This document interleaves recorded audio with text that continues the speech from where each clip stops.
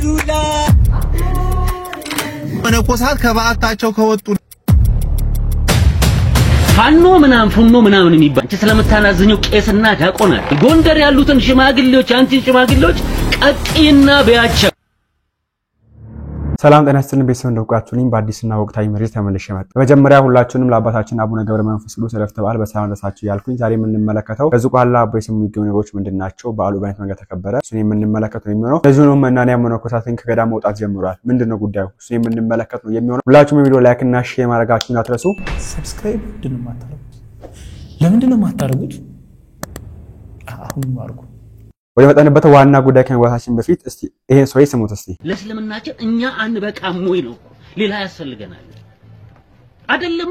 ኩታራ ምናምን ወሮ በላ ምናምን ፋኖ ምናምን ፉኖ ምናምን የሚባል ኩታራ ቁሻሻ አይደለም። በመንግስት ደረጃ በባታሊዮን ጦር ቢሰማራ እኛ ለእስልምናችን መብቃት አንችልም ወይ መከላከል አንችልም ወይ ነው ጥያቄ። እኛ እኮ በጣም በሚያሳዝን ሁኔታ ማንም ቁሻሻ እኮ ነው እየተነሳ እስልምና የሚደፍር ሙስሊሞችን የሚያጠቃው። ሙስሊሞችና እኛ እኮ ሙስሊሞች ማንም ልቡ ያበጠበት ማስተንፈሻ እኮ አይደለንም። አንነካ የሰው መብት አንነካ ማለት ፈሪዎች ነን እንዴ? የሰው ድንበር አናልፍም ማለት በሰው ጉዳይ አንገባም ማለት አንገታችን ደፍተን ኢትዮጵያ ውስጥ መኖር ዜጋ አይደለንም ማለት ነው። የምትናገረውን ነገር አቃለው። ጎንደር ሽማግሌዎች አሉ እና ነገሩ ይስተካከላል። ጎንደር ያሉትን ሽማግሌዎች አንቺን ሽማግሌዎች ቀጥይና በያቸው። እነዚህ ሽማግሌዎች የተባሉት እነማን መሰላችሁ? ቄሶች ናቸው፣ ደግሞ የሀገር ሽማግሌ አባቶች ናቸው። እነሱን ቀቅላችሁ ብሎ ያለ የሚገኘው እዚህ ራሱ ይናገረዋል። ቀቅለሽ ጠብሰሽ በያቸው አንቺን ሽማግሌዎች። እኛ የምናወራው ሙስሊሞች ስለተደፈሩበት ሁኔታ ነው። አንቺ ስለምታናዝኘው ቄስና ዲያቆን አይደለም። ስለዛ ስለተሰበሰቡ ሽማግሌ አይደለም።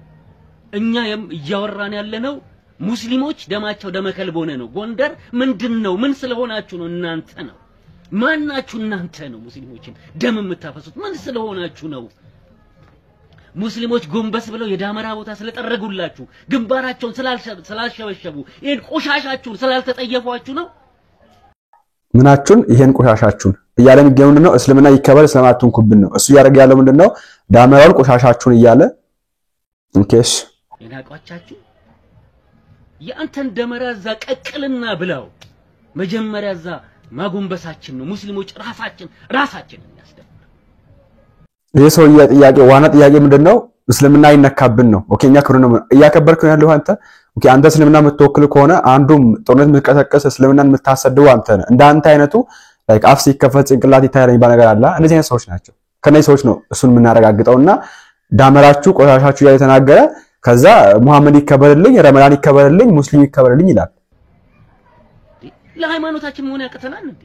የመንግስት ባለስልጣን ይሁን የፈለገ ለምን አይሆንም? እኛ እኮ ልንሞት ነው የተፈጠርነው እንዴ? እኛ እኮ ልንሞት ነው የተፈጠርነው ወንድሞቼ እህቶች፣ እኛ ልንሞት ነው የተፈጠርነው። እንደዚህ አይነት ሰዎች የማይህ መልክ አለ መሰላችሁ። እንደዚህ አይነት ሰዎች እኔ አንተ ገብተህ ግንባር ላይ ገብተህ ጦርነት ጀምረህ ብትጠራቸው ተከተሉ የምትላቸው አሪፍ ነው። ለማን ነው ይነገርክ ያለው? አንተ መጀመሪያ ለምሳሌ ፋኖ የሚባል ኃይል የገደለ ነው የሚገኘው አልክ። ቄሶች ይገደሉ የሚገኙት አልክ። ሂድና ጫካ ገብተህ ተዋጋ ከነሱ ጋር። ከዛ ጀምርና እኔ ጀመር ያለው ነው ብለህ ብትጠራ አይሻልም? መፎከሩ እንደዚህ መደንፋቱ አዋጣ ብላችሁ ነው ያዋጣል። እንደዚህ ነገራችን ላይ ይሄ ሰው ይሄ ትርክ ስሙት እስቲ የሚያወሩት ነገር ይሄን ታሪክ ለሰብቸው ስለማናገሩ ስሙት እስቲ። ለምንድን ነው የሚገደሉት ሙስሊሞች? እስልምናን ለማጥፋት ነው። ባንዴ ከ35000 በላይ ሙስሊሞችን በአንድ ቀን ያረደው አፄ ዮሐንስ እስልምናን እንኳን አላጠፋው። ሚኒሊክ በሸዋ ያንን ሁሉ ሙስሊም አርዶ ገድሎ እስልምናን አላጠፋው። ኃይለ ሥላሴ በየጊዜው እስልምናን ለማጥፋት ሲቆፍር ጉድጓድ ሲቆፍር ሙስሊሞችን ሲያስገድል ሲያሳሰር የነበረው እንደ ሀገር እንዳንቆጠር እንደ ዜጋ እንዳንቆጠር ያሞራ ቤት ዋርካ የእስላም ሀገሩ መካ እየተባለን እስልምና አልጠፋም። እስልምናን እኮ ማጥፋት አይቻልም። እኛ እስልምና ይጠፋል ብለን አንሰጋም።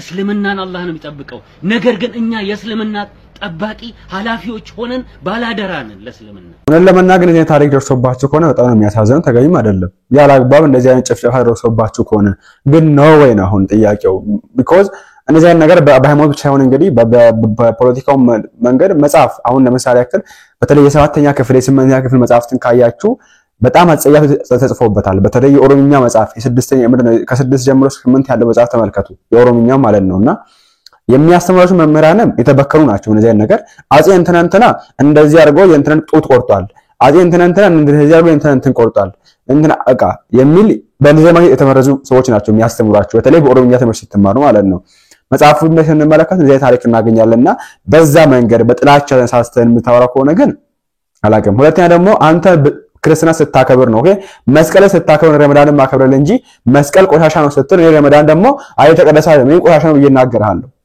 ኦኬ ቄሶቹን ቀቅለ ብላቸው ስትለኝ እኔ ደግሞ ሼኮቹን ቀቅለ ብላቸው ማለት ይችላልው ለምን አንተ ብለሃል አንተ ጀምረዋል እኔ ሪአክት ማለት አንተ አክት ያረከበት ሪአክት ማለት ያይቅተኝም በጀው ይሄን ያለው ነገርና እናንተ ስታከብሩ ነው የምትከበሩት እኛ ስናከብሩ ነው እኛ የሚከበረው ይሄ ባለበት ሁኔታ ቀቅላችሁ ቄሶቹ እንዳቆናችሁን እንትን አርጓቸው ከዛ ደግሞ ቆሻሻ ነው አልጸየፏችሁም ምን አላላችሁም እና እንደዚህ አይነት ሰዎች ደግሞ ዋሃቢያዎች አራጆች ናቸውና እንጠንቀቅ ስላለት ለገረመን ያመጣውላችሁ ማለት ፈልጋለሁ ሁለተኛ የምንመለከተው ደግሞ የመነኮሳት ገዳም መውጣት ጉዳይ ነውና እስኪ ነው ተመልከቱት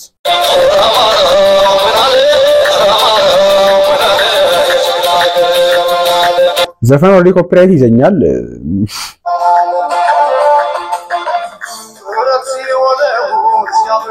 ሙሉ ዘፈን ነው ኤኒዌይስ ሙሉ ዘፈን ነው ይሄን ደግሞ ስሙት አንከር በልቤ ቢመርህም ቻለው እስኪ ያልፋል ሁሉም ለጊዜው ነው ወዳጅ የሚበዛ ሲኖር ብቻ ነው ትላንት ያጎረስከው ዛሬ ይነክስሃል ኪስ ባዶ ሲሆን ጠላት ይሆነዋል አሁን ላይ እንግዲህ ስክሪን ስልክ ያዘውላ ቲክታክ በሚሰራበት ዩቲዩበር በሚሆንበት ዘመን ከገዳም ወጣ አባቶችም ከገዳም እየወጡ አላቅም ስልክ ማን የሚሰጣቸው ብቻ በዚህ መንገድ ይሄ ትንሽ ነው በዚህ ያመጣውላችሁ ሰሞኑ ቫይራል ነው የሚገኘው ይሄ ቪዲዮ አሁን ከ500,000 በላይ ከ700,000 በላይ ቪው አለው ቲክታክ ላይ ማለት ነው ይሄ ስለሆነ ያመጣውላችሁ እንጂ ከዚህ በላይ ሚሊየንስ የሚተው ቪዲዮዎች አሉ እንደዚህ በቃ ማስተዋወስ መስሏችሁ አባቶቻችን ያደርጋሉ እንዲያዩ ይለቁታል ከስወይ ዘፈን ይከፈታል ወይ መዝሙር ይከፈታል አይታወቅም ቲክታክ በባህሪው መዝሙር እንዴት አድርጋችሁ ማስገባት እንዳለባችሁ ካላወቃችሁ ዝም ብሎ ይለቅላችሁ የሆነ ሳውንድ ይከታል በራሱ ከዛ መሃሉ ዘፈን ነው የሚሆነው የአማርኛ ዘፈን ወይ እንግሊዝኛ ዘፈን ነው ከዛ እንዴት ማጥፋት እንደሚቻል አያውቁም እንዴት ፕራይት ማድረግ እንደሚቻል አያውቁም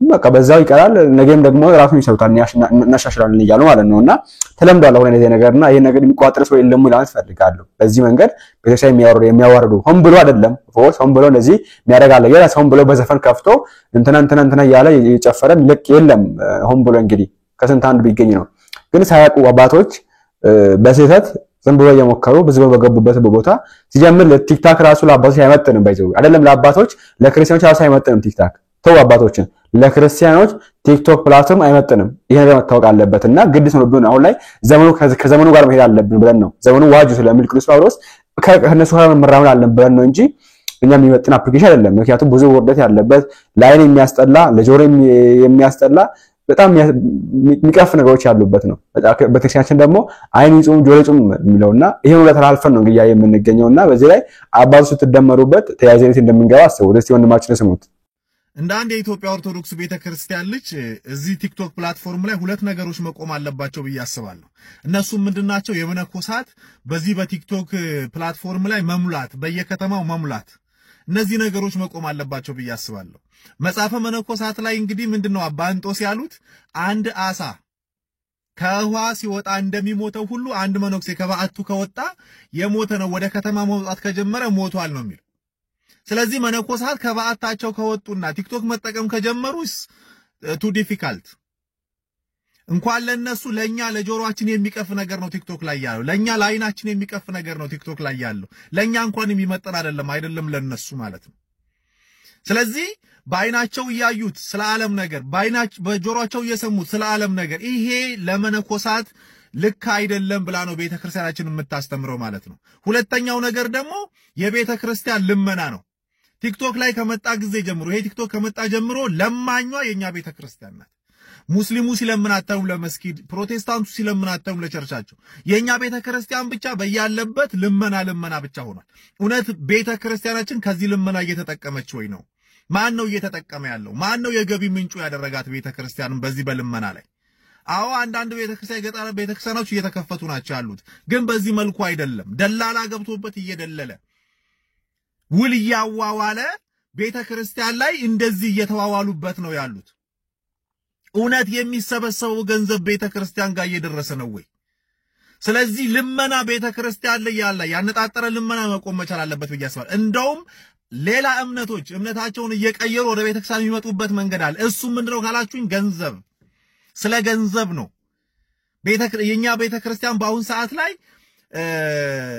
ተቆጣጣሪ የሌለው ሆኗል እና ማንም እየመጣ ገንዘብ የሚሰራበት ሆኗል። ብዙ ወንጀላቶች እየተሰሩበት ያሉት በእኛ ቤተክርስቲያን ውስጥ ነው። አሁን አንዳንድ ቤተክርስቲያን ላይ ስትሄዱ እኛ ካልፈቀድንላችሁ እንኳን አትሳለሙም የሚባልበት ቦታ እኮ አለ። ለመሳለም እነሱ መፍቀድ አለባቸው። አንዳንድ ወጠጤዎች በዛም ተሰብስበው ማለት ሴት የምታስተዳድረው ቤተክርስቲያን እኮ አለ። ስለዚህ ይሄንን ነገር ነው ማስተካከል መቻል ያለብን። ለቤተክርስቲያን እየተባለ እየተለመነ ቤተክርስቲያንን ለማኛ እናድርጋት። ቤተክርስቲያን ለራሷ አታንስም። ወንድማችን እግዚአብሔር ይስጥልና ይሄ ነገር መታየት አለበት። አባቶች ይሄን ነገር ማየት አለባቸው። ደግሞ የሆነ ቡድን ይሄ ዝም ብሎ ያለ ስራ የሚቀመጡ አባቶች አሉ። ያለ ስራ የሚቀመጡ ዝም ብሎ ለምን ይከፋላቸው? እነሱን ቢያንስ ወደዚህ ነገር ራይቱን ማውጣት ያለብን ነው። ባይዘው እዚህ ጋር እነዚህ የምናወራው እውነታው ማንንም መደበቅ አንችልም። እኛ ይሄን ቪዲዮ የምንሰራው ለኦርቶዶክሳውያን ነው። ኦርቶዶክሳውያን ማወቅ ካለባቸው ይወቁ። ሌላ ከውጭ መጥተው የሚመለከተው የለም። ይሄን ነገር ቢመለከተውም እውነታው ነው እንግዲህ እና እነዛን ሰዎች ወደዚህ ብታሰማራቸው መልካም ነው ብዬ አስባለሁ። ይሄን የማድረግ ስልጣን ያላቸው አባቶች ምክንያቱም በአባቶች በኩል እንደምትመለከታችሁ ነው። ቲክታከር ነው፣ ዩቲዩበር ነው። ዩቲዩብ እንኳን ቢሰሩ ኖርማል ነው። ጀስት ቀርጸው ኤዲት አድርገው ምናምን ስለሚለቀቅ ዩቲዩብ አይቀበላቸው ጊዜ መዘህ ምናምን ካለበት። ቲክታክ ላይ ግን የፈለከው ልቀቅ። አንተ እርቃንን ብትለቅ ሊለቅልህ ያ ቪዲዮ አንዳንድ ጊዜ አልፎ ይከለክላል እንጂ እርቃንን ከፈለክ ይለቅላት ቲክታክ ማለት ነው። እንደዚህ አይነት ባህሪ ያለበት በተለይ ኢትዮጵያ ውስጥ ምንም ተቋራጭ ስለሌለ ቲክታክ የፈለከው ነገር ነው የምትለቅበት። ቻይና ብትሄድ አሜሪካ ብትሄድ ደስ ያለ ነገር አትችልም። ቲክታክ ላይ አስተማሪ ነገር ብቻ ነው የምትለቀው። በተለይ ቻይና ውስጥ አትለቅም ቲክታክ ላይ በዚህ ቪዲዮ የፈለኩ እስከሆነ ታይም ብቻ ሊሚት አለው። በቃ የሆነ ሊሚት ታይም የምትጠቀመውና እኛ ሀገር ላይ ግን ተቋራጭ ስለሌለው የፈለገ ሰው መጥቶ ይሳደባል፣ የፈለገ ይመርቃል፣ የፈለገ ይዘምራል፣ ከፈለገ ይጨፍራል፣ ከፈለገ እርቃኑን ከፈለገ ለብሶ የሚለቅ ሀገር ነው ውስጥ የምንገኘውና እዚህ ሀገር ውስጥ የምንገኘውና ይሄ ቁጥጥር ያስፈልጋል። ለዚህ ሰዎች ሊቀጡ ይገባቸው። ደግሞ ቤተክርስቲያን ብቻ በራሷ መንገድ ሶልቭ ልታደርግ ይገባል ብዬ አስባለሁ። ሁለተኛ ደግሞ የቤተክርስቲያን ገንዘብ መሰብሰብ ጉዳይ ነው። ይሄ ነገር የጀመረው በወንድማችን ኩምራን ሼቱ ነው። ሆዳን ሼቱ ሰበሰበ ብር እንደሰበሰበ እናውቃለን። ስንት ወሰደ የሚለው ነገር ተሱ ይቀር እንደዚህ ኤኒዌይስ ከዛ ጀመረ በሱ ጀመረ። ስንት ቀን ላይቭ ገብቶ ለአሜሪካ ምናምን ገዳም ሰበሰበ ብር። ከዛ ብሩ ገባ፣ እነሱም ያቸውን ወሰዱ። በዛ መንገድ ተጀመረ። ከዛ አሁን ላይ ሁሉም ቲክታከር ሁሉም አርቲስት ወደ ሀሳብ በቃ በቤተክርስቲያን ገቢው ራሱ ይሄ ነገር ነው እያለ ነበር ባለፈው ቲክታክ፣ ፌስቡክ፣ ቴሌግራም ተጽፎና በቃ ኑሯቸው ራሱ ይሄ ነው። ምንድነው የምትሰራው ሲባል አይ ቲክታክ ማስታወቂያ ነው፣ ቤተክርስቲያን ማስታወቂያ ነው የምሰራው። ምንድነው ማስታወቂያ? ቤተክርስቲያን ገቢ ማሰባሰብ ነው። ኦኬ አሁን ላይ 100% ላይ 50% የሚወስድ አለ፣ 75% የሚወስድ አውቃለሁ እኔ። ኦኬ 1 ሚሊዮን ብር ካስገባ 750 ሺህ ብር ራሱ ወስደው 250 ሺህ ብር ለገዳም ያለ በተለይ ቤተክርስቲያን ሰው ለቤተክርስቲያን ሲባል ይሰጣላ ብር ያስገባል። ከዛ ላይ እሱ 1 ሚሊዮን ከገባ 750 ሺህ ብር ራሱ ነው የሚወስደው፣ 250 ሺህ ብሩን ለገዳም ነው የሚሰጠው። አባቶችም እሱን 250 ሺህ ብሩን አይተው ስለሚያውቁስ እናመሰግናለን፣ መርቀውት ሽልማት ሰጥተውት ነው የሚሸኙት ማለት ነው። እና እንደዚህ አይነት ነገር አለ። ከተማው ስንመለከትም አሁን ላይ ደላላ አለ መሀል ላይ በግሩፕ ተደራጅተው እንደዚህ የሚሰሩ ሰዎች አሉ። በትክክል አና ሁሉም ሰው በሰራበት ነገር ወይ በለፋበት ነገር ላይ ዋጋ ሊያገኝ ይገባል፣ ግን በመጠኑ ነው የሚሆነው እና መለየት አለበት። የት ለምሳሌ አንድ አባት 10 ዓመት ሙሉ ደሞዝ ሳይበላ የሚያገለግልበት ገዳም ላይ ሄደክ ብር ሰብስበክ ከዛ ገዳም ብር ስትወስድ በጣም ነው የሚያሳፍረው። በጣም ይሸቃል፣ ያሳፍራል። ኦኬ ከየት መውሰድ አለብን ከየት መውሰድ የለብንም አይሉም አሁን ላይ ያሉ ቲክታከሮች ተራ አብዛኞቹ። እነዚህም ደግሞ ለጥብጥራሉ ነገር ብሩ ምን ያክል ነው ብሩ ብጥሩት ብር ራሱ ይቀፋል ራሱ። እዚህ የት ነው አንድ አባስ ሲናገሩ ሰምቼ ነበር 2 ሚሊዮን ብር ኦኬ 8 ሚሊዮን 15 ሚሊዮን ብር ለመሰብሰብ 2 ሚሊዮን ብር እኛ ነው ተብሏል። ኦኬ ለገዳም 15 ሚሊዮን ብር ያስገባው ለሚሊዮን ብር ራሳቸው ይወስዳሉ። እንደዚህ ምንድነው እነዚህ ወሰዱ ችግር የለውም ስትወስዱ መጠን አድርጉት ወሰዱ ችግር የለውም ከየት እንደምትወስዱ ይታችሁ ወቁ።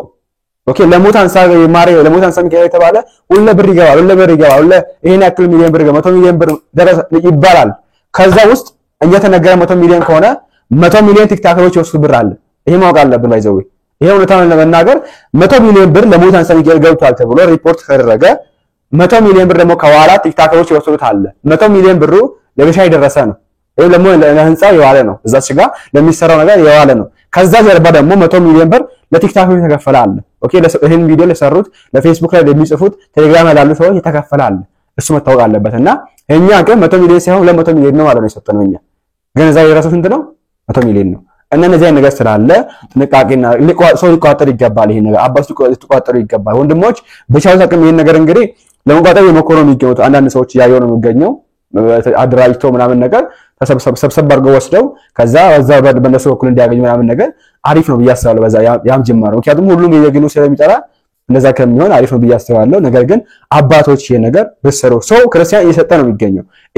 የሰጠበትን ነገር ካላየ በሙዳም ጻይ ተዘርፈን እንችላለን። በሙዳም ጻይ ተዘርፈን በአስራት በኩራት ተዘርፈን በዚህ በልመናም ተዘርፈን እንችላለን። ለገሳው እዚህ አይሆንምና አሁን ላይ ጭራሽ በዚህ ነገር የሰት ትምህርት የሚያስተምራሉ ለገንዘብ ገቢ ብለው የሰት ትምህርት የሚያስተምራሉ። ምን ብለው ያስተምራሉ? አስራት በኩራታችሁን ለዛ ገዳም አስገቡ። አይቻልም ባይዘው ከዚህ ብየዋለሁ። አስራት በኩራት የምታስገባው ላይ ትምህርት ተረኩባችሁ በጣም ሶሪ። አስራት በኩራታችሁን የምታስገቡት ለምትገለገሉበት ደብር ነው። አሁን ለምትኖሩበት ደብር፣ ለምትቆርቡበት፣ ንስሐ ለምትገቡበት፣ ነገ ለምትቀበሩበት ደብር ነው እንጂ አስራት በኩራትን ለሙታን ሰሚኬል ማስገባት አትችልም። ይሄን ነገር ዳግሜ ተናግሬያለሁ። በተሻለ ስርዓት እንደዛ ነው። አሁን ላይ ግን የሙታን ሰው ሊቀ ጳጳስ ወይም ደግሞ የዛ ግለሰብ ሊቀ ጳጳስ ለዛ ነገር ስለሙታን ሲያወሩ አስራት በኩራቱን እዚህ ያስገቡ ነው የሚሏችሁ። ለምን አሁን አንተ የተፈለገው ነገር የብቻ ስርዓት ሳይሆን ትላንት አባታችን እንዳሉት ቅኖናው ሳይሆን የተፈለገው ገንዘቡ ነው የተፈለገው። አንተ ከፈለክ እንደፈለከው የኩር ገንዘቡ ብቻ አስገባዛ።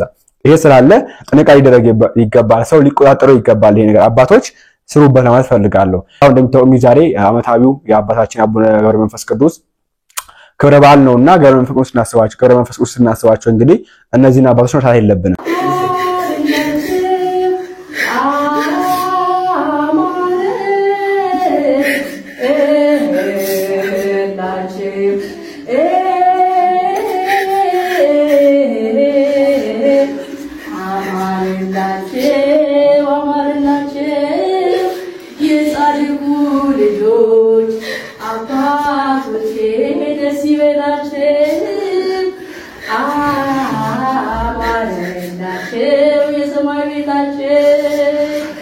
እነዚህ አባቶች መርሳት የለባቸውም። ሁሌ መዘከር ያለብን አባቶች ናቸውና በገፍ የተገደሉ አባቶች ናቸው። ቢያንስ ብናስባቸው መልካም ነው ብዬ አስባለሁ። ዙቋላ አቦ በተለያየ መንገድ ሲከበር ነበር። ዝማሬዎች አሉ፣ ትምህርቶች ነበሩና እስቲ እኔስ አንድ ሁለት ትምህርቶችን አይተን እንመለስ። ዛሬ የምናከብርበት ምክንያቱ ምንድነው? ገብረ መንፈስ የሚለው ነገር አይተን እንመለስ። በቲክቶክ እኔን መከታተል ከጀመራችሁ ጀምሮ እዚህ ጋር ማን ይታያችኋል? ጻድቁ አባታችን አቡነ ገብረ መንፈስ ቅዱስ በአናምርትና በአናብስት ተከበው ሊቁ እንደዚህ ይላቸዋል። ገብረ መንፈስ ቅዱስ ኃያል ሰዋቄ ትንቱናን እንዳይዝ ለዝክረ ስምከ ሰናየ ዜና ወድምፅ ኢትዮጵያ ትሴብ ወትዜምር ግብፅ። ሊወድቁ የሚፍገመገሙትን የምትደግፍ ኃያሉ ገብረ መንፈስ ቅዱስ ሆይ ለመልካም ለሆነው ለስምህ መታሰቢያ ኢትዮጵያ ታመሰግናለች፣ ግብፅም ትዘምራለች ይላቸዋል። አባታችን አቡነ ገብረ መንፈስ ቅዱስ የተወለዱት ግብፅ ነው፣ የኖሩት ደግሞ ኢትዮጵያ ነው። መላ ዘመናቸውን የጨረሱት በጸሎት ብቻና ብቻ ነው። ውድ ኦርቶዶክሳውያን ዛሬ ጥቅምት 5 ነው። እንኳን ለአባታችን ለአቡነ ገብረ መንፈስ ቅዱስ ዓመታዊ ክብረ በዓል በሰላም አደረሳችሁ። አባታችን አቡነ ገብረ መንፈስ ቅዱስ በጭንቀታችን ሁሉ ይድረሱልን። በቤታችን ገብተው ቤታችንን ይባርኩልን፣ ኑሯችንን ሕይወታችንን ይባርኩልን። ከአምላካቸው ያማልዱን። መልካም በዓል እንኳን አደረሳችሁ። አቡነ ገብረ መንፈስ ቅዱስ ወደ ዝቋላ ሲሄዱ 3 ሽማግሌ ሰዎች አገኙ። በእግዚአብሔር ዘንድ ጥቂት አዝለሸኝ ደክሞናል አሉ። እሺ ብሎ አንዱ ሽማግሌ ተሸክመው ሲሄዱ እሳቸው ሽማግሌ ሆይ ደክሟል፣ እህል በልተህ ስለማታውቅ ደክሟል፣ እዚህ ይበቃል አሉ። የት ታውቀኛለህ አሉ። አቡነ ገብረ መንፈስ ቅዱስን እዘለኝ ያለው ሽማግሌ ደክሟል፣ እዚህ ይበቃል አሉ። ሂድና ጓደኞችን አምጣቸው አመጡ። ሁለቱንም አመጡ። አምጥቶ ሲጨርስ እናንተ ሽማግሌዎች ከየት መጣችሁ? ማዛችሁ ልብን ይመስጣል አሉ። በአንድነት በሶስትነት ተገለጡልን። ለካ ሥላሴ ናቸው። ሽማግሌ መስለው የተገለጡለት ማለት ነው የተገለጡላቸው። ስለዚህ አብ ምን ይላል ደራሲው? ስለዚህ ምን አለ? አብ በዘባኑ ወልድ በዘባኑ መንፈስ ቅዱስ በዘባኑ ዘሐዘልዎ በኪዳኑ ብሎ ይናገራል። ተመልከቱ። አብ ወልድ መንፈስ ቅዱስን ለማዘል የበቃ ማን? አቡነ ገብረ መንፈስ ቅዱስ። እግዚአብሔር በሽማግሌ አምሳል የተገለጠላቸው። ሰው እኮ እግዚአብሔር የሚገለጥልኝ መስለው እንደው የሆነ ንጉስ መስሎ እያንጸባረቀ ነው። እግዚአብሔር ነዳይ መስሎ ይመጣል። እግዚአብሔር ሽማግሌ መስሎ ይመጣል። ዛሬ ጥቅምት 5 ታላቁ አባታችን ርዕሰ ባህታውያን አቡነ ገብረ መንፈስ ቅዱስ ናቸው። ልመናቸው ይደረግልን በረከታቸው ይደርብንና አባታችን ያደረጉት ተአምር ይህ ነው። በአንዲት ሀገር ብዙ ኃጢአት በመስራት የሚኖር አንድ ሰው ነበር። ስራይ በማድረግ ጣዖት በማምለክና ዝሙትን በመፈጸም ብዙ ኃጢአቶችን ሰርቶ ነበር።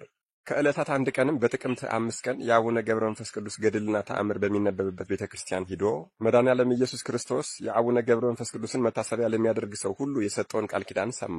ይሄ ሰውም የአባታችንን ቃል ኪዳን በሰማ ጊዜ ልቡ ተነካ። ከእንግዲህ ወዲስ ኃጢአቴን በሙሉ እተዋለሁ፣ በእሳቸው ቃል ኪዳንም እታመናለሁ፣ ዝክራቸውን እዘክራለሁ፣ መታሰቢያቸውን አድርጋለሁ፣ እርሳቸውም ከአምላኬ ከፈጣሪ ከመድኃኔዓለም ከኢየሱስ ክርስቶስ ጋር ያስታርቁኛል፣ ያማልዱኛል አለ። ከዚያም ዝክራቸውን ስለመዘከር በእሳቸው ጸሎትም ስለመታመንና ስለ ቃል ኪዳናቸው እያሰበ ወደ ቤቱ እየሄደ እያለ በመንገድ ላይ የሸመቁ ሽፍቶች አግኝተውት ጽኑ ድብደባን ደበደቡት። ብዙ ደምም ፈሰሰው። ወደ ቤቱ እንደሄደም ሕይወቱ አለፈች። ከአረፈ ከሞተ በኋላ መላእክት መጥተው ነፍሱን ይዘው ወስደው በእግዚአብሔር ፊት ለፍርድ አቀረቧት። በዚህ ጊዜ የኃጥአን ጠበቃ የድሆች መከታ ታላቁ አባታችን አባ አቡነ ገብረ መንፈስ ቅዱስ ከእግዚአብሔር ፊት መጥተው ቆሙ። 3 ጊዜ ሰገዱና አምላኬ ሆይ ይህችን ነፍስ ማርልኝ፣ አንተ ለእኔ በሰጠኝ ቸርነትና በጎነት እንዲሁም ደግሞ በሰጠኝ ቃል ኪዳን አምናለችና አሉ። የኛ አባት እንዲህ ናቸው። አታስታውስም እንዴ? ያንን ኃጢአተኛ 5 ውሾች የተባሉትን ኃጢአቶች የሰራውን ሰው አልምርልህም በተባሉ ጊዜ እኮ ይህችን ነፍስ የማትምርልኝ ከሆነ እኔንም ወስደህ በሲኦል ከእርሱ ጋር ደምረኝ ያሉ ሩህሩህና የዋህ አባት ናቸው። በዚህ ጊዜ ጌታችን ይህችን ነፍስ የሰራችውን ኃጢአት በሙሉ ታውቃለህ ወዳጄ አላቸው።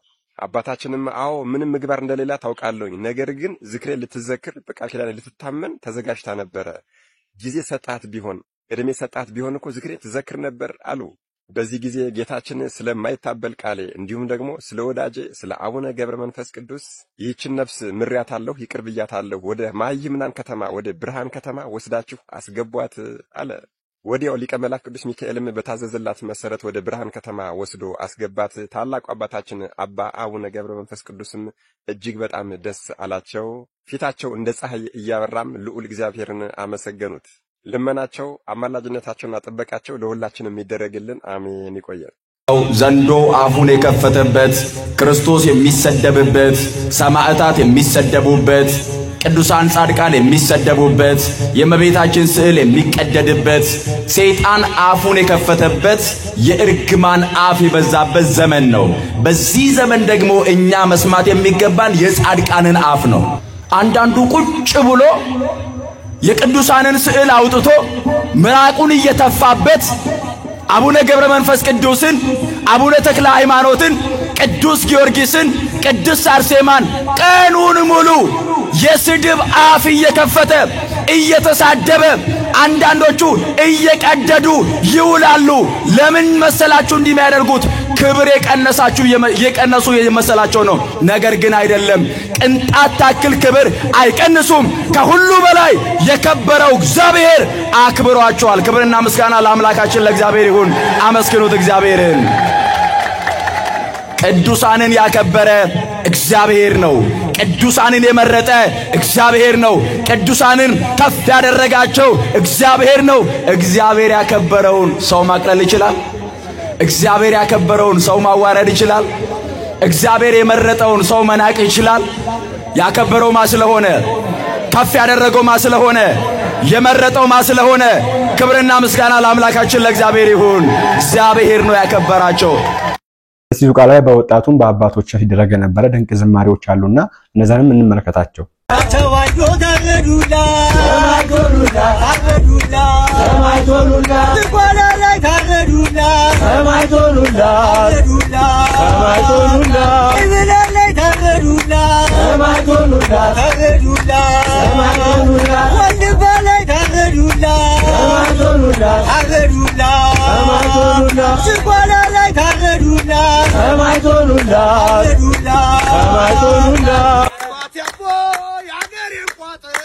ፍቱት ዘንድሮ አባቴ አቦ የአገሬን ቋጠሮ ፍቱት ዘንድሮ ዝቋላ አቦ የአገሬን ቋጠሮ ፍቱት ዘንድሮ ዝቋላ አቦ የአገሬን ቋጠሮ ፍቱት ዘንድሮ የአገሬን ቋጠሮ ፍቱት ዘንድሮ ቋጠሮ ፍቱት ዘንድሮ መስቀሎት ባርከ ፍቱት ዘንድሮ ሳይርክ ፍቱት ዘንድሮ አባቴ አቦ የኢትዮጵያ ቋጠሮ ፍቱት ዘንድሮ አባቴ አቦ የኢትዮጵያ ቋጠሮ ፍቱት ዘንድሮ አባቴ አቦ የአገሬ ቋጠሮ ፍቱት ዘንድሮ አባቴ አቦ የአገሬ ቋጠሮ ፍቱት ዘንድሮ የአገሬ ሳይር ፍቱት ዘንድሮ ቋጠሮ ፍቱት ዘንድሮ መስቀሎት ባርከ ድንግል ማርያም የለመንኩሽን አደራሽን ድንግል ማርያም የለመንኩሽን አደራሽን አደራሽን አደራሽን አደራሽን አደራሽን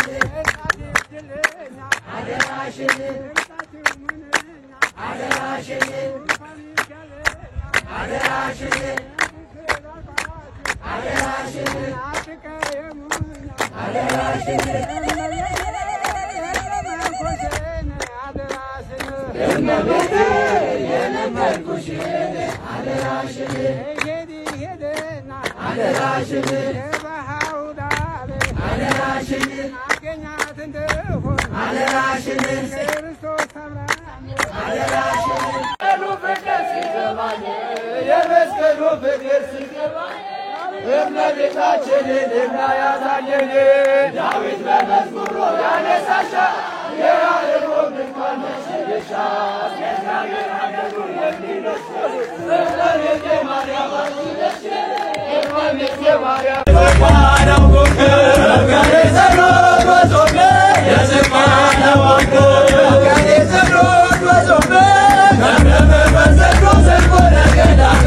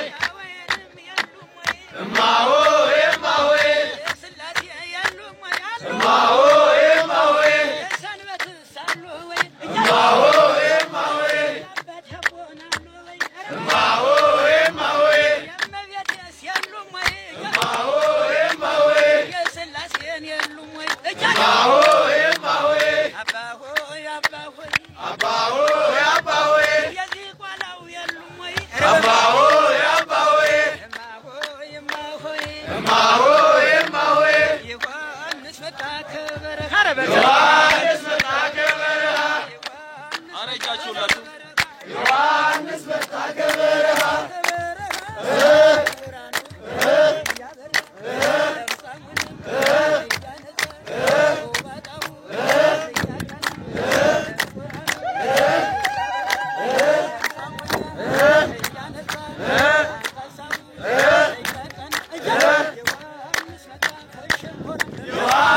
መጣ ከሸንኮራ